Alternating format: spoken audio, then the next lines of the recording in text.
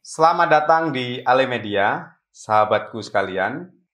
Kembali lagi dengan channel Ale Media TV. Sahabat semua, seperti konten tiap pekan ini saya akan bercerita tentang buku yang sudah saya baca, yaitu Membumikan Pengawasan Pemilu.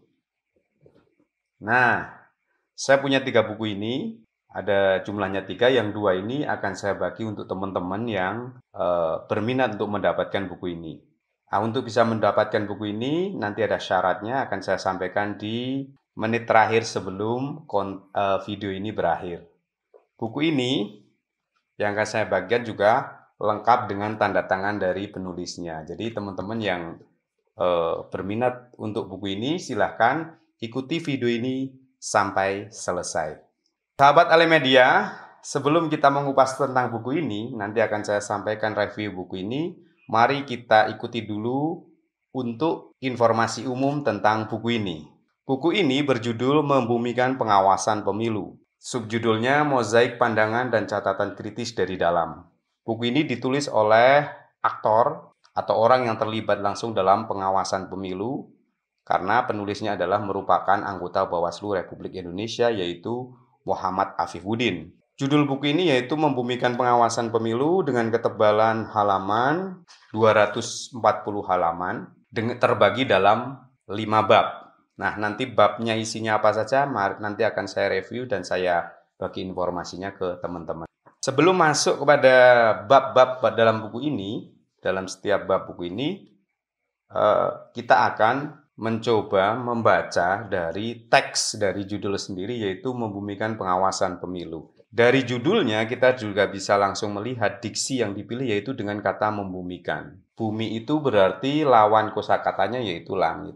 Langit bagi kita, karena kita itu bangsa hidup di bumi, itu cukup jauh. Nah, dengan melihat judul ini, penulis tampaknya pengen menceritakan bagaimana mendekatkan pengawasan pemilu kepada masyarakat secara luas. Nah, di buku ini penulis lebih banyak bercerita tentang pengalamannya yang sebelumnya menjadi pemantau pemilu, kemudian masuk dalam organisasi atau lembaga, yaitu Bawaslu, yang bertugas mengawasi pemilu dan memiliki sejumlah kewenangan dan kewajibannya. Pada buku ini, pada bab 1, penulis memulai tulisan ini dengan mengupas tentang sejarah pengawasan pemilu di Indonesia.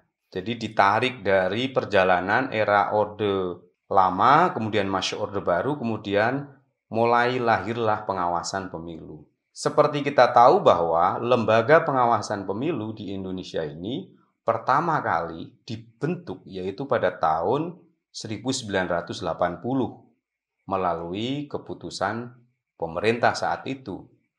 Namun keputusan tahun 1980 itu, lembaga yang disebut dengan pada periode awal itu disebut Panwaslak atau Panitia Pengawas Pelaksana pada era Orde Baru itu baru mulai secara beroperasional bekerja itu tahun 1983.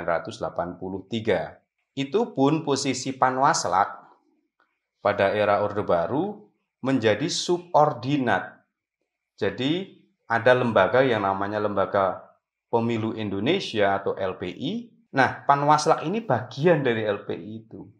Sehingga secara kewenangan, kewajiban, dan tugas itu berbeda dengan situasi Bawaslu hari ini. Nah, baru pada tahun 2010, organisasi pengawasan pemilu ini mengalami transformasi. Tahun 2010 ditetapkan menjadi lembaga yang memiliki kewenangan dan tugas bagian dari penyelenggara pemilu. Jadi di Indonesia ini ada 3 lembaga yang menjadi lembaga pemilu secara resmi, yaitu Komisi Pemilihan Umum, kemudian ada Bawaslu, Badan Pengawas Pemilu, kemudian ada DKPP, Dewan Kehormatan Penyelenggara Pemilu. Nah, dari buku ini pada bab 1, secara ringkas bagaimana penulis menulis jejak bagaimana transformasi lembaga pengawas pemilu di Indonesia hingga saat ini. Bagaimana Bawaslu sebagai lembaga pengawas pemilu memiliki kewenangan-kewenangan yang luar biasa. Selain melakukan pengawasan langsung kepada masyarakat dalam penyelenggaraan pemilu, berbagai tahapan yang dilakukan dalam pelaksanaan pemilu juga memiliki kewenangan untuk memberikan keputusan dalam pelanggaran maupun ketika terjadi sengketa pemilu.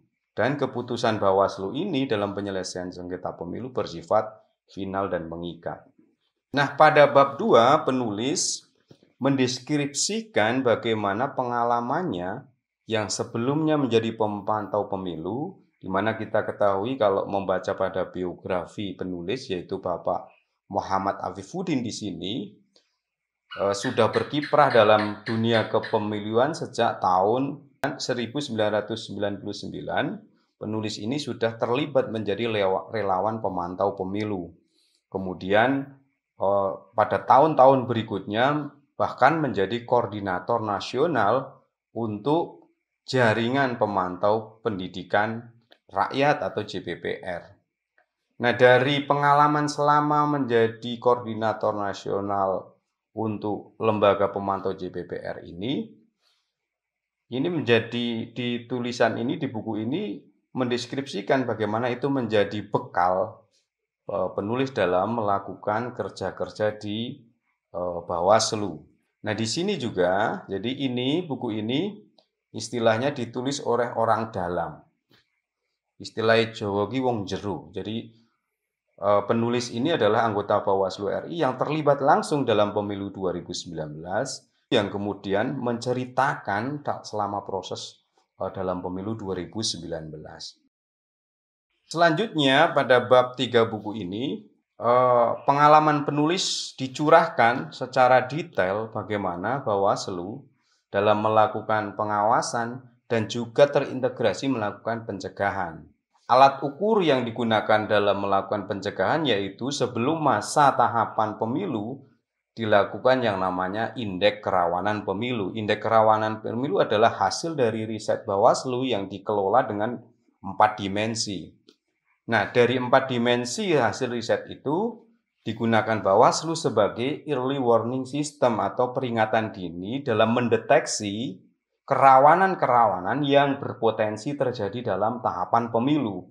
Kita tahu bahwa tahapan pemilu di Indonesia ini cukup panjang dari proses perencanaan, kemudian masuk pada proses pemutakhiran data pemilih, masuk pada tahapan pencalonan, kemudian masuk tahapan kampanye, kemudian pemungutan hasil suara, bahkan sampai pada tahapan perselisihan hasil perolehan suara. Nah, dalam tahapan yang panjang ini, melalui indeks kerawanan pemilu itu, Bawaslu menjadikan ini sebagai bekal bagaimana menekan potensi-potensi kerawanan itu tidak terjadi, sehingga dengan melakukan upaya-upaya strategis dengan berbagai strategi yang dikembangkan dalam melakukan pencegahan. Nah, selain pencegahan itu, di bab 3 juga penulis lebih banyak mengupas tentang bagaimana Bawaslu dalam melakukan pengawasan dan menjamin terpenuhinya hak pilih. Hak pilih di sini adalah terpenuhinya hak pilih warga negara Indonesia yang sudah memenuhi syarat. Di sini juga diceritakan bagaimana Bawaslu berkolaborasi dengan pemantau maupun lembaga disabilitas, bagaimana menjamin bahwa pemilu itu bisa diakses semua kalangan, diakses semua disabilitas, baik itu tunanetra, tunadaksa, dan sebagainya. Dan bagaimana pendekatan Bawaslu berkolaborasi dengan kelompok-kelompok stakeholder yang berkepentingan dalam soal pemenuhan hak pilih ini. Dalam buku ini juga pada bab 3 penulis berkisah atau bercerita bagaimana sistem pemenuhan hak pilih di Indonesia juga masih mengenal dengan penghargaan terhadap adat. Studi kasus yang ditulis di buku ini bagaimana sistem noken yang masih berlaku di Papua. Saya kira ini juga menjadi informasi penting bagi teman-teman yang mendalami atau memiliki sense terhadap kepemiluan membaca buku ini. Kemudian Bawaslu Republik Indonesia juga mengembangkan berbagai inovasi. Salah satunya memasuki era hari ini yang hampir separuh dari aktivitas manusia hari ini itu kan dengan digital. Bawaslu sejak beberapa tahun ini mengembangkan bagaimana dalam melakukan pengawasan dengan menggunakan teknologi digital. dari proses pelaporan, pengawasan langsung dan sebagainya, itu bisa terpotret langsung melalui teknologi digital sehingga transformasi informasinya bisa lebih cepat ketika melakukan aktivitas di lapangan. Masih dalam bab 3, bagaimana di sini juga penulis menceritakan bagaimana upaya Bawaslu dalam melakukan penyadaran bersama bahwa terwujudnya pemilu yang memiliki kepercayaan publik salah satunya adalah dengan cara melibatkan masyarakat secara langsung menjadi bagian dari pengawas pemilu. Di sini dijelaskan bagaimana langkah dan upaya Bawaslu dalam membentuk kader-kader pengawasan partisipatif, melibatkan tokoh agama, melibatkan berbagai komunitas masyarakat baik itu ormas maupun sampai dengan masyarakat adat. Sehingga upaya Bawaslu mendekati masyarakat ini untuk mengokohkan bagaimana bahwa kebutuhan mengawasi pemilu bukan hanya menjadi kebutuhan Bawaslu, namun substansinya adalah menjadi kebutuhan masyarakat. Bahkan penulis di tulisan ini bagaimana bercerita bahwa bagaimana menempatkan Bawaslu sebagai lembaga publik, orang tua dari Bawaslu adalah masyarakat itu sendiri. Karena Bawaslu sendiri setelah era reformasi ini kita tahu bahwa lahir berkat dari dorongan masyarakat dalam memperbaiki sistem kepemiluan di Indonesia. Nah, yang bab 4 penulis lebih banyak bercerita bagaimana upaya transformasi Bawaslu sebagai lembaga publik dengan memberikan transparansi baik informasi, kinerja, dan sebagainya. Bahkan pada tahun 2017 ya, 2017-2018 ya, di Medium itu Bawaslu yang secara resmi mengubah logonya. Perubahan logo ini tidak sekedar dimaknai menjadi perubahan lambang saja, namun di balik itu bahwa penulis menceritakan itu bagian dari upaya Bawaslu mendekatkan diri terhadap masyarakat sehingga memiliki logo yang akrab dan mudah dikenali oleh publik terutama masyarakat luas sehingga Bawaslu tidak berjarak dengan masyarakat gitu.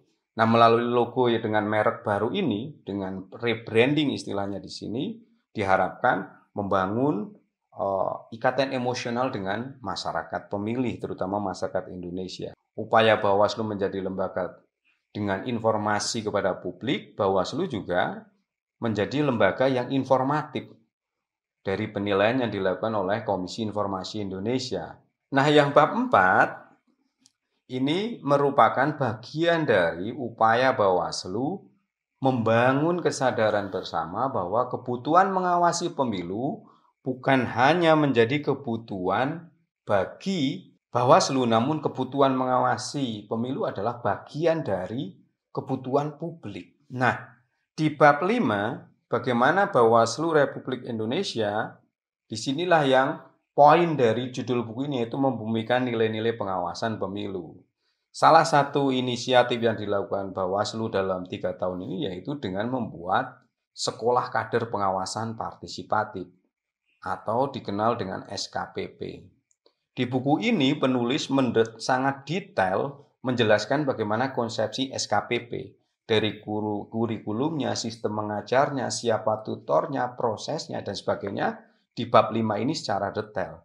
Saya kira teman-teman yang pengen lebih detail untuk memahami apa itu Sekolah Kader Pengawasan Partisipatif bisa dibaca di bab 5. Dari informasi buku ini layak dibaca oleh mahasiswa, oleh masyarakat umum, atau praktisi dan akademisi yang memang punya konsen terhadap pemilu di Indonesia. Dalam penyajian buku ini penulis lebih banyak dengan gaya tulisan bertutur, berkisah sehingga teman-teman yang membaca ini nanti akan menemukan bagaimana tulisan ini mengalir dan enak dibaca dari bab ke bab lain.